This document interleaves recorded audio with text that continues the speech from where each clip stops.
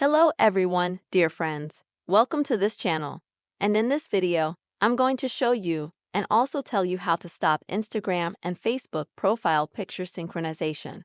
But before you start watching this video, dear friends, please don't forget to put your likes. Be sure to also subscribe to the channel and please write your comments. Well, let's get down to the topic. And open up the Instagram app. Next, friends, you will need to go to your account, and then on the top right, click on the three bars so that you can open up Settings and Activity. Now please go to the Meta Account Center. Then at the top, please click on the Profiles section.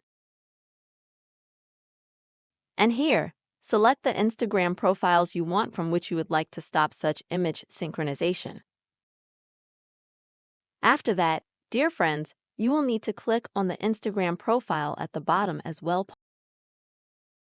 And you can find here the option to disable synchronization.